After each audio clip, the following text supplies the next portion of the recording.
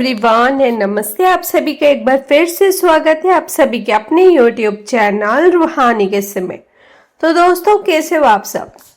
आशा करती हूँ आप सभी लोग अपने अपने जीवन में मस्त, खुश, स्वस्थ और व्यस्त होंगे।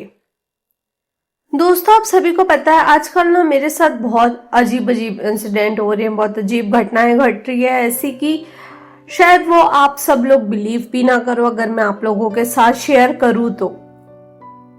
लेकिन यही सारी घटनाएं जो मेरे साथ घट रही है और जो सारे इंसिडेंट हो रहे हैं वो मेरे को एक और इंसिडेंट के बारे में याद दिलाते हैं। ये घटना मेरी अपनी नहीं है लेकिन मेरे मामा के घर की है, और यकीन मानो आज तक जब भी मैं उस घर के बारे में सोचती हूँ मेरे रोंगटे खड़े हो जाते हैं, क्योंकि वहां एक ऐसा काला दरवाजा था जो हमेशा बंद रहता था और कहा जाता था कि उस दरवाजे के पीछे कोई ऐसे राज है जिसे खोलना किसी इंसान के बस की बात नहीं। ये बात कानपुर की है। मेरे मामा का घर बहुत बड़ा और पुराना था। अंदर कई कमरे थे, लंबा चौड़ा आंगन, और घर के बिल्कुल कोने में एक कमरा। उस कमरे का दरवाजा बाकी दरवाजों से बिल्कुल अलग था। गाढ़े काले रंग का लकड़ी का दरवाजा जिस पर मोटा ताला लगा रहता था और उस पर हल्की सी धातु की जंजीरें भी लिपटी थी। मैं बचपन से उस घर में आती जाती थी, हर बार पूछती, मगर मामी बोलती कि अरे बेटा ये पुराना स्टोर रूम है, इसमें कबाड़ रखा हुआ है इसलिए इसे बंद ही रखते हैं और तुम मुझसे दूर रहो। लेकिन उनकी आंखों में हमेशा अजीब सा डर दिखता। मैं बड़ी होती गई लेकिन उस दरवाजे का रहस्य मेरे दिमाग में हमेशा बना रहा। और एक बार गर्मियों की छुट्टी में मैं मामा के घर रुक गई थी। रात का समय था, सब गहरी नींद में थे।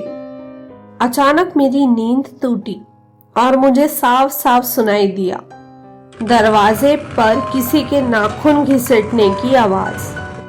शुरू में लगा शायद बिल्ली होगी, लेकिन आवाज लगातार आती रही। मैंने डरते डरते खिड़की से झांका। कमरे का वो काला दरवाजा हिल रहा था और उसकी दरार से दो लाल आंखें चमक रही थी जो मुझे घूर रही थी। मेरा पूरा शरीर सुन्न पड़ गया था। अगले दिन मैंने सबको बताया, लेकिन सबने हंसकर टाल दिया और सब लोग मुझे बोलते हैं कि तुम्हें सपना आया होगा, ये सब कुछ नहीं है। लेकिन ये जो मेरे साथ हुआ था ना, वो रोज का सिलसिला बन गया था। हर रात वही खट खट खट खट, वही आवाज, वही लाल आंखें। एक रात तो और भी अजीब हुआ।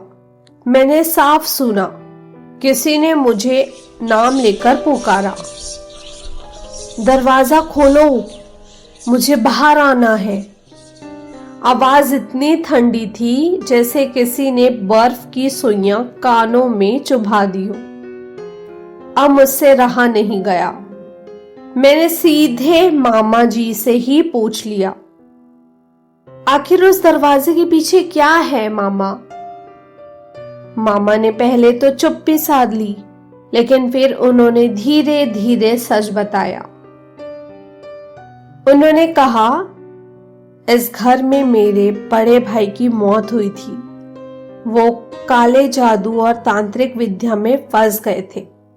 उनकी मौत अचानक हुई, लेकिन मरने के बाद उनकी आत्मा शांत नहीं हो पाई।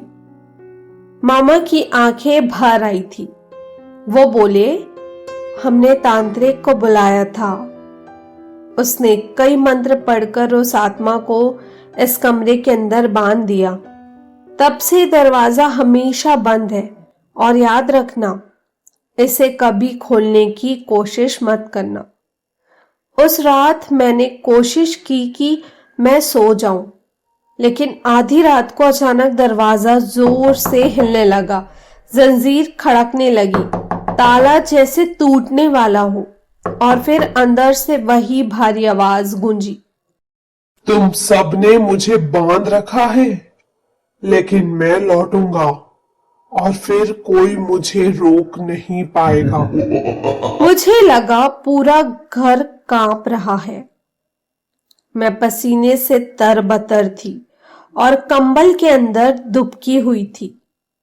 सुबह होते ही सब शांत हो गया। दरवाजा जस का तस बंद था। ताला टूटा नहीं था, लेकिन मेरी आंखों में नींद उड़ चुकी थी।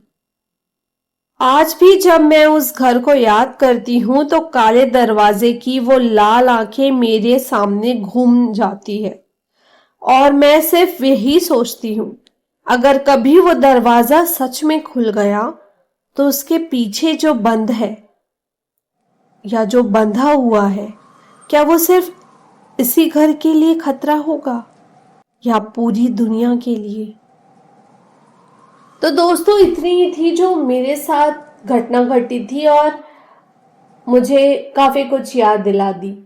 अगर आप सभी लोगों को ये स्टोरी अच्छी लगी हो थोड़ी सी भी, तो इस स्टोरी को एक लाइक और मेरे चैनल को प्लीज सब्सक्राइब कर दो, क्योंकि मैं ऐसे ही आप लोगों के लिए डरावने किस्से लेकर आती हूँ। और अगर आप लोगों के पास भी कोई डरावने किस्से, डरावनी कहानियां हैं और आप लोग चाहते हैं मैं अपने चैनल पर लेकर आऊं और अपने ऑडियंस के साथ शेयर करूं, तो आप सभी लोग मुझे इंस्टाग्राम में अपनी अपनी स्टोरी लिखकर भेज सकते हैं।